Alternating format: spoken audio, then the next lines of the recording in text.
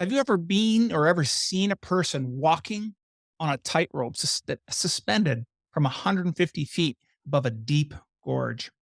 What are they striving for most? When I think about it, they're striving for balance. Isn't that something all of us are striving for in life? I think so. For many men, finding balance is a lifelong struggle, and it's like teetering on a tightrope. Now, let's add having bipolar disorder, and the struggle becomes even more real. Today, my guest is an amazing gentleman who has learned how to walk that tightrope. So stick around because the words of wisdom you're about to hear can help all of us, regardless of where we are in our life or what we're battling. And before we get into that, we all know that being a man today has never been more challenging. And so the pain for many of us is real. It's a pain of loneliness and it's a pain of unworthiness. And it's masked by our anger and our resentment. And it's all because we are uncertain and afraid to take that next step. And so if you're tired and fed up with where your life is at, I'm going to encourage you to start your hero's quest.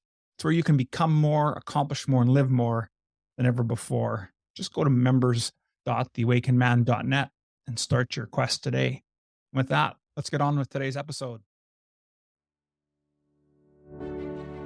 The average man today is sleepwalking through life, many never reaching their true potential, let alone ever crossing the finish line to living a purposeful life. Yet, the hunger still exists, albeit buried amidst his cluttered mind, misguided beliefs, and values that no longer serve him. It's time to align yourself for greatness. It's time to become a revolutionary man. Stay strong, my brother. Welcome, everyone, to the Revolutionary Man podcast. I'm the founder of the Awakened Man movement and your host, Alan Dumonso. Before we get started, allow me to ask you a couple of questions. Do you struggle with a mental health disorder? And if so, how has it helped or hindered your life? I know that's a bit of a different question, that second one, because as men, we tend to focus so intently on achieving our goals that we forget to see the forest for the trees. And so we're busy building a business that small things like our health and family get pushed aside until one day either or both creep up and bite us in the butt. Today, my guest shares this transformational story and gives us an opportunity to see what it's like of keeping ourselves intact. Allow me to introduce my guest. Steve Wilson is 75 years young. He's been married for 51 years and has 3 daughters, 2 granddaughters. And after a successful career in custom clothing business, Steve retired in 2019. And yes, Steve is diagnosed with bipolar disorder in 1978, but through that journey, he was able to author a book called Teetering on the Tightrope, My Bipolar Journey, and he launched that in 2023. And so we're going to dive into that and so much more. Welcome to the show, Steve. How are things, my friend? Very good. Thank you for having me. How are you? I'm doing very well. This is one of the few times that we get an opportunity to dive this deep into such a important and profound topic. And so, Stephen, the Revolutionary Man podcast, we always talk about everyone being on a hero's quest. And so while I shared a bit of your story, please tell us about that time when you were diagnosed with bipolar disorder. What did you do about that? And how did that experience shape you into the man you are today and the work you're doing? I was diagnosed in 1978, but the story began 20 years before that. When I was 7, 8 years old, I was just a normal kid, playing sports, doing well in school, a lot of friends. And then when I was 9 years old, I went to a movie theater in my hometown, walked in, saw they used to have double features back then. So when one was over, everybody would run up and go to the concession stand. So I did that on this Saturday, and a guy put a dime in the Coke machine and bought me a Coke. And then he said, "Would you come help me with something in the theater?" I thought he was an employee, so I said, "Sure." He walked down the hall with me and then turned directly into the men's restroom and raped me. Now, at 9 years old, I didn't even know what the hell happened or how it could happen, but it did happen, and I didn't know whose fault it was. It must have been mine. And so I decided, now this is back in 1958, so there was no help mentally and no discussion about what could happen. So I didn't know what to do. So I decided to never tell anybody. and I didn't for 30 years. I went into my first deep depression. Didn't want to get out of bed, didn't want to eat, couldn't sleep, didn't want to play with anybody, didn't want to go to school, and pretty miserable. That lasted for a couple months, and then it went away. It did not return until 7th grade, 2 years later. And later I found out that bipolar is like a roller coaster. It goes up and down. So you could be feeling pretty good at one time, and then 2 or 3 months later, you're back down in the toilet. So that went on. It proved to go on all my life. I went through junior high and high school. I want to point out to make this clear to everybody, it isn't every day. It is whenever it decides to attack. It was in that way it happened through high school and college. And then all of a sudden, when I graduated from college and came home to my hometown, I got really bad. I was suicidal. I was a swimmer and have been for all my life. And when I jump in the pool to swim laps, something in my mind, a voice would say, kill yourself. So that was 1971. At the same time, the next day or two, we had a barbecue at my parents', got in an altercation with my father, and went at him with a knife. Nothing happened, but I woke up in a mental institution, was there for 3 weeks, and luckily, after that, I had no more and still haven't had any suicidal ideations. So then I started looking for a job, and I was successful in school and had a good background, so I got several jobs. The main job I wanted was to be in the golf business, not as a professional player, but at a club, run the golf course and things like that. So I got a job out here in Scottsdale, and everything was going great. And then I went into depression. And what those depressions caused me to do was screw up everything. So I was out of a job in 6 months. That continued to be for the next 6 years. Now, stepping back to 92, I was diagnosed clinically depressed. And back then, there were maybe a handful of medications. They gave them to me. Nothing worked. They all made me sick as hell. It was not until 1978, 6 years later, that my psychiatrist came in and said, we've made a mistake. You're bipolar. I didn't know what bipolar was, and he may have explained it to him, but I don't remember. And he said, we'll start some different medications. And the first one they gave me was lithium. And within a couple of days, it worked. Now, I was not nearly even close to being good, real good, or even good, but it made it so I was possible to get back into the human race. I went into business with my father, and what was left was meaning my mind was out of control, a lot of thoughts that I could never get out of my mind. And now that was 1978, and that continued up until about 2000. So 22 years. And for the most part, I got help in 2000 because I got a new drug from a new psychiatrist. Mine had died. And that helped me get rid of the ruminations and the other feelings that were going on with it. So for 22 years, I was suffering, not as bad before, but suffering. And the last 24 years, I've been pretty good. Man, that is such an incredible story, Steve. What a journey. I just want to say before we get started that I see you, I hear you, and I honor your presence today. And thank you so much for sharing this. I think many of us, we take for granted how good our lives are until someone comes across our path to really enlighten us on what challenge looks like. And Yes. so you're a testament to doing that. And so I want to spend Thank you. a little bit of time just helping people understand what bipolar is and the disorder. And then in a bit, let's get into your book. So maybe if you don't mind explaining to people, you touched on a bipolar sounds like it's when you're having really high highs and really low lows, but there's got to be maybe a little bit more to it. Do you mind just explaining? There are basically 2 types of bipolar disorder. The first one is bipolar 1, which you were describing the lows, the depression, and then you move into mania, which is complete loss of control over how you conduct your life. You think you're the greatest person in the world. You can never be stopped. You throw away all your money. You might ruin your home life, which you probably do. You'll go out and buy things on a whim that can cost you a lot of money. This could last for months, and eventually you'll get depressed again, and you'll look around and your life is a shambles. There's another bipolar, which is called bipolar 2, and that's what I am, where you have deep depression. I could sit here all day and try to teach you what depression is like. You'd never understand it.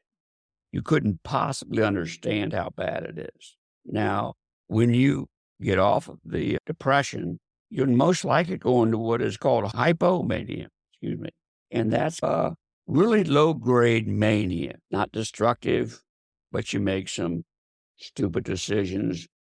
Like one time, I took my wife to buy a car for her. She picked out a car. We were about ready to buy it. I looked over and I saw another car and I said, "Oh, I'll take that too." Didn't think about it, just let it happen.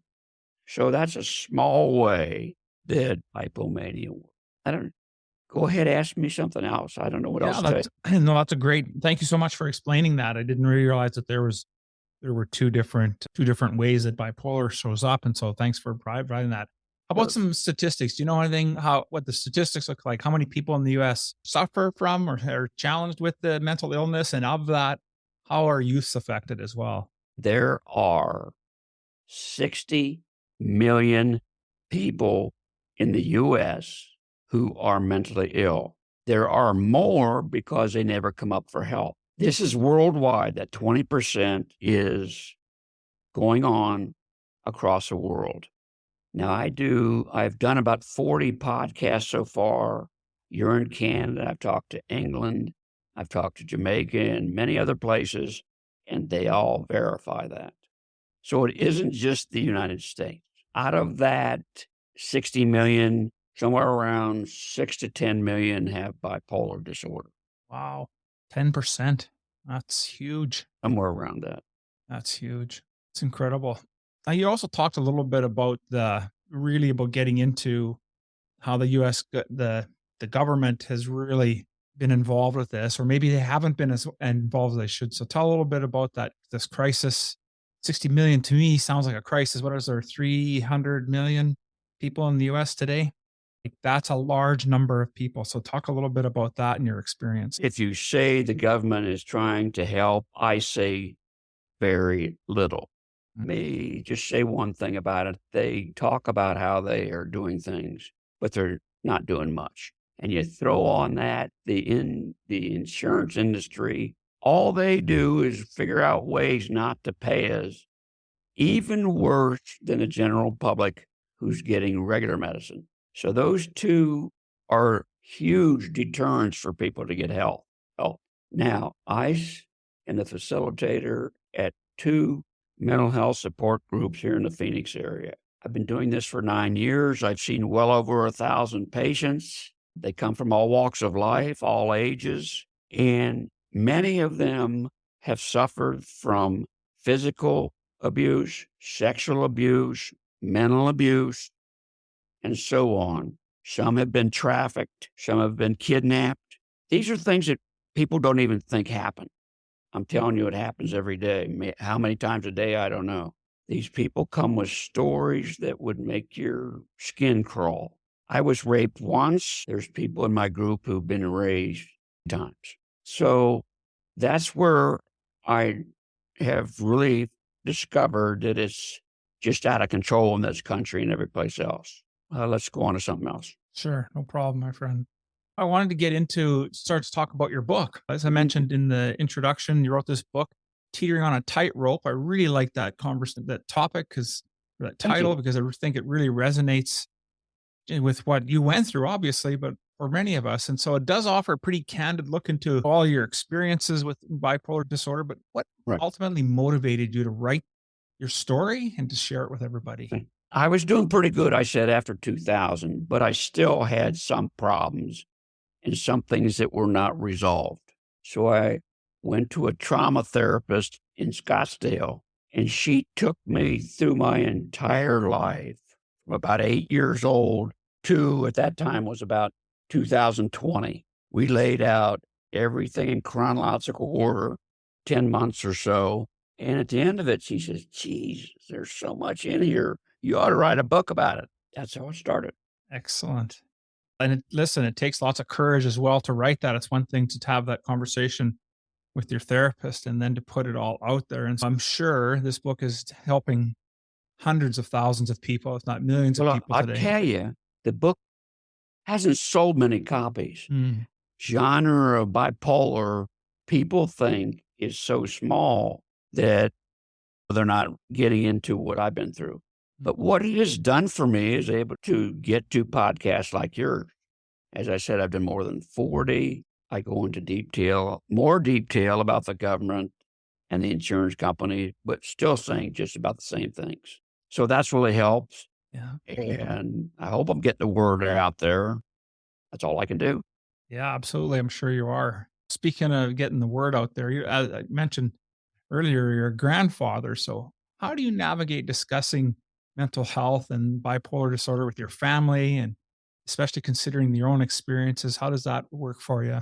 But to tell you the truth, my parents, even after my mother knew I was having troubles and got me hooked up with a psychiatrist in the early 70s, they never did anything for me except for that. Mm. They knew I was going through something, but they never offered their support. That goes from my parents to my brother and sister. They just let me flounder around. And when you read the book, you'll Mm. see some of the things that they did or said that made my journey tougher. It was not until I got with my wife and she put up with me until I got lithium in 78. I married her in 72. But during that first 6 years, she didn't know what the hell was going on. And it was tough for us, but Sure. we made it through. And then she's been very supportive when she found out that I had bipolar, and we've had 3 kids and they've been the greatest thing in my life and the biggest support. Yeah, I bet. Nothing better than getting the support of your spouse and your children and that. And so that's why I wanted to ask. And I think the important thing is that there's more work being done. And now you talked about being in the support groups. How long have you been working in support groups in Phoenix? 9 years. Nice. Nice. I will say that a lot of the people in my groups don't get any support. The thing a person should do, the only thing you have to do for support is support. You don't go tell them, take a walk, they'll feel better. You just observe them, listen to them, and be there for them. Yeah. Tough for a lot of people to do because they don't want to. They don't believe the person. They think he's lazy or she's lazy. So many of the people who are in mental distress don't get any help from their normal people in their lives. And then the insurance company makes it impossible for many people to get any help. A typical trip to a therapist will run you from $150 to $250. Most people can't cover that. That means you got to make about $100,000 or more a year to fit that expense in. Mhm. Most people cannot do that.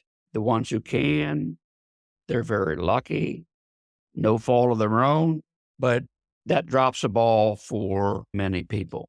And I tell you, people think if you get help, you'll get this magic pill that will fix you. The medicine only works for 50% of the people. The other 50% can't or don't get help from any kind of medication. So they're forced, if they find out about it, to try alternative medications. There's cognitive behavioral therapy, there's EMDR, there's dialectic behavioral therapy. There are tools you can use. And the problem is, and they work not as well if you're lucky to get the medication, but they really help. Yeah. Problem is this, most mental patients don't know about them. The ones who can't afford therapy, who's going to tell them about them? You say, well, go look online. How do they know to look online? Here's many millions of people who are abandoned. They have nowhere to go, so they just suffer. Hopefully, they'll come to groups like mine, and we can get the word out to them, and we always do.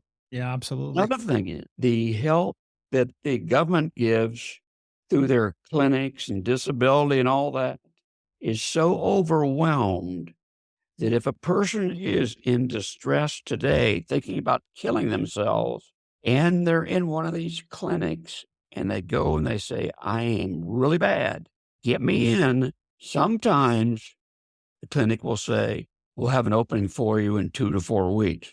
What the hell do these people do who are in distress? Who knows? And there's another thing.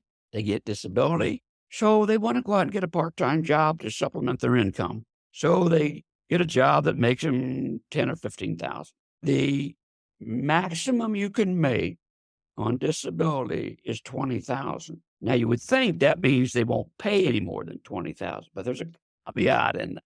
And it says if you make more than our 20,000, you lose our 20,000. So the guy who went out and made an extra 15,000 actually lost 5,000. How stupid is that? Makes no sense. None. Wow. So how is anybody going to get the help to get out of it? Yeah, they won't.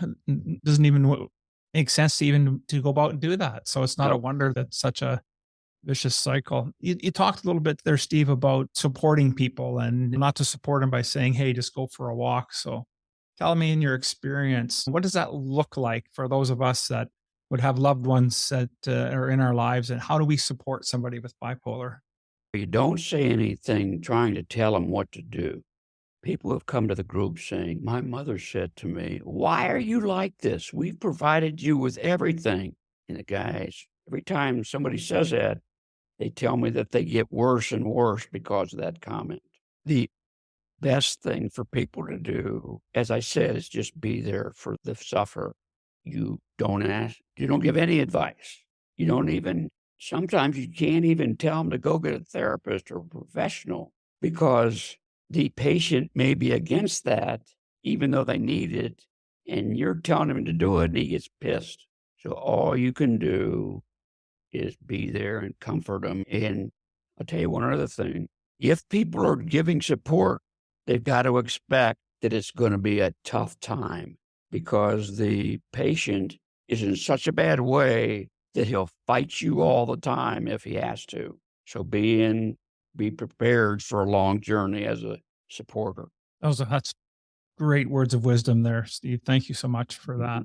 During your journey, you must have come across somewhere, or either something you've read or maybe a mentor, somebody that helped you, kept you going on this path. What would you say was the best piece of advice you've been given, and how has it served you?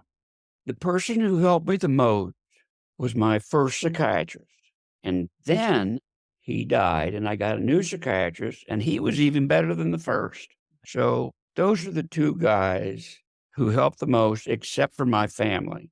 Love that. Love that. That's good to hear.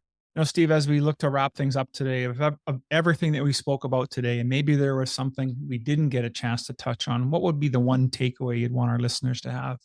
The biggest takeaway from my book and from what I completely believe is that if you are mentally ill, don't give up. You'll get very frustrated when medications don't work. But if you keep pursuing your best, now there is no cure for most of these mental illnesses. But if you keep pursuing your best way to get better, like me, you'll find it. But it's a long-ass journey, and you got to keep pushing. I hear you. Thank you so much for sharing that. I really appreciate it. Just want to say thanks, Steve, for spending time with us today and really helping guide us to this understanding of how We can support someone with bipolar, and maybe it's even supporting ourselves for that matter, if we are the one. And so, if men are interested in getting a hold of you and participating in your group work or getting your book, what would be the best way for them to do One that? thing I want to say, you don't have to go to my group. There are groups all over the country in every major city. And if you want to check out where yours might be close to you, go to an organization online called NAMI, NAMI. They will have all the information or can get you the information of some group you can get involved with. Love it. I'm going to make sure that link is going to be in these show notes today, as well as the links to your book. People get an opportunity to get your book, Teetering on a Tightrope, My Bipolar Journey. And I think it's the work you're doing, Steve, is so needed. Thank you so much once again, my friend, for being on the show. Thank you very much, Alan. I appreciate being with you.